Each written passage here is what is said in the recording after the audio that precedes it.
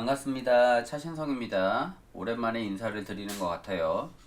HLB 마지막 영상이 1월 30일에 제작되었으니까 보름 만에 분석을 하는 것 같습니다.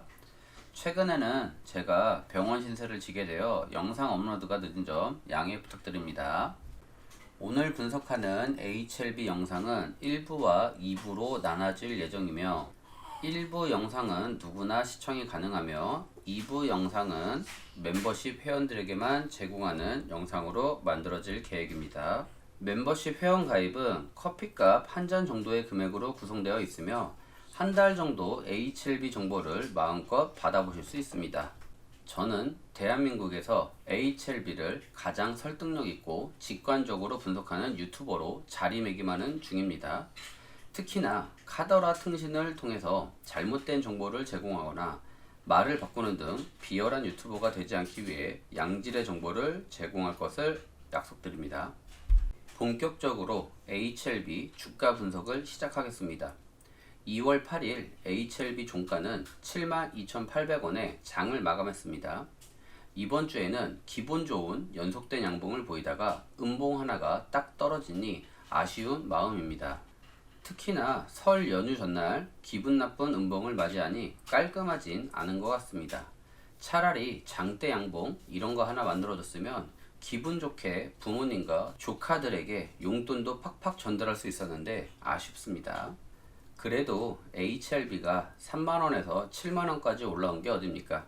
불과 2달 전만 해도 LB 때문에 고통받는 분들이 대부분이었을 텐데 이제는 주가 좀 올랐다고 집에 큰 소리도 좀 칠 수 있고 잔소리마저 행복한 멜로디처럼 들리는 이 상황이 너무 행복하지 않습니까? 역시 주식하는 분들에게는 금융치료가 최고라고 생각합니다. 전일 HLB는 최고가 78,400원을 기록하며 2차 고점으로 알려진 박스권을 가볍게 뚫어준 모습이지만 오늘은 볼린저 밴드 상단과 5일선 사이에서 움직이는 주가 모습이며 특별한 움직임은 보여주지 않았습니다. 다만 이틀 전 돌파에 성공한 박스권 상단을 살짝 이탈하려는 모습을 보이고 있어 조심스러운 상황이긴 합니다. LB는 1월 18일 이후 5일선을 단 한 번도 이탈한 적이 없습니다. 따라서 5일선을 이탈하게 된다면 잠시 가격 조정에 들어간다는 것쯤은 알고 있어야 합니다. 현재 주가 위로는 매물대가 없는 구간이라서 그런지 거래량이 수반되지 않는 점이 특이점이라고 볼 수 있습니다. 과거 HLB 흐름을 살펴보면 72,000원 이상 주가에서 상승률을 보인 구간은 2019년 뿐입니다. 2019년에도 85,000원까지 상승한 이력이 있지만 거래량이 많이 수반되지 않았습니다. 따라서 이 구간에 물려있는 투자자들이 적다는 얘기고 약 5년 동안 주식을 보유한다고 버틸 투자자는 얼마 없을 거라고 생각됩니다. 즉 주가는 신고가를 기록했지만 악성 매물은 거의 없다고 보셔야 됩니다. 그럼에도 주식은 전고점을 돌파할 때에는 대량 거래가 수반되어야 상승 신뢰도가 높아질 수 있습니다. 시제는 2015년 전고점을 세우고 5년이란 횡보 기간을 거쳐 재차 전고점을 뚫고 신고가를 기록했습니다. 이때 거래량을 살펴보면 2015년보다 2020년에 터진 거래량이 3배에서 4배 이상 들어온 걸 확인할 수 있습니다. 에코프로 BM도 2021년에 세운 전고점보다 2023년 고점을 뚫을 때 대량 거래량이 수반되며 신고가를 기록했습니다. 삼익THK도 전고점보다 많은 거래량을 수반시키며 고점을 높인 이력이 있습니다. 따라서 세력들은 전고점을 만들었던 거래량보다 더 많은 거래량을 수반하며 신고가를 만드는 패턴이 존재한다는 것을 알아야 합니다. 이렇게 거래량만 보면 쉽게 주식 가격을 분석할 수 있겠지만 한 가지 더 보셔야 할 게 있습니다.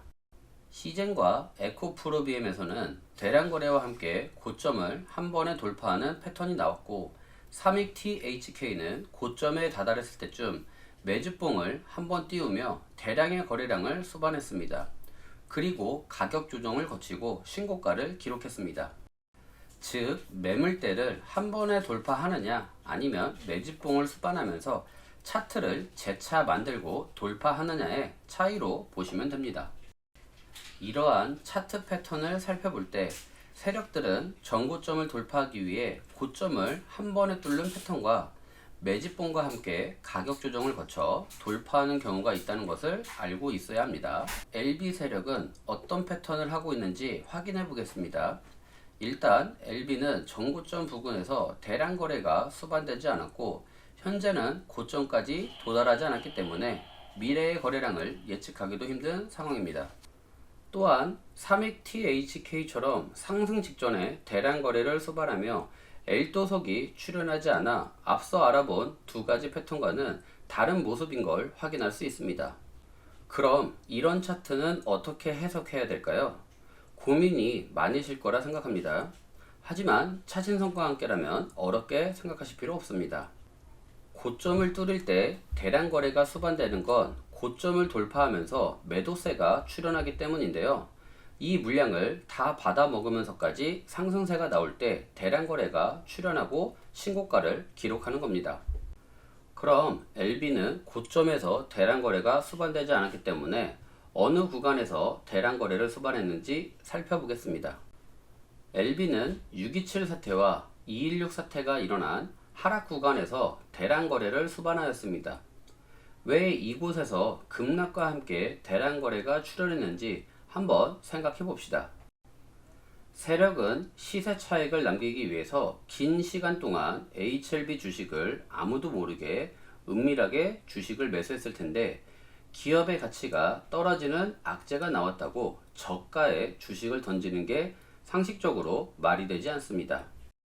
세력이 매집을 탄탄하게 했다면 악재가 나오기 전에 급등을 만들어서 물량을 던지거나 악재가 나온 뒤 주가 흐름이 잠잠해질 때쯤 주가를 급등시켜서 시세 차익을 남기지 않을까요?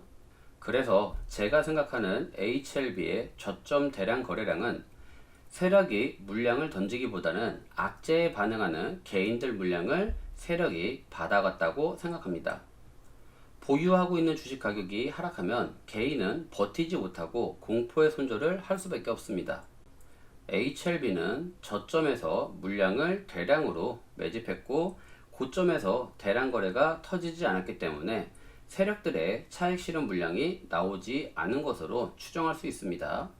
세력은 이 구간에서 주식을 매도할 의향이 없고 더 높은 곳에서 물량을 털고 싶어 한다. 이렇게 결론을 내릴 수가 있습니다. 이쯤 되니까 진 회장의 어록이 생각납니다. 개가 짖어도 HLB는 갑니다. 다음으로 중요한 분석은 HLB 주봉입니다.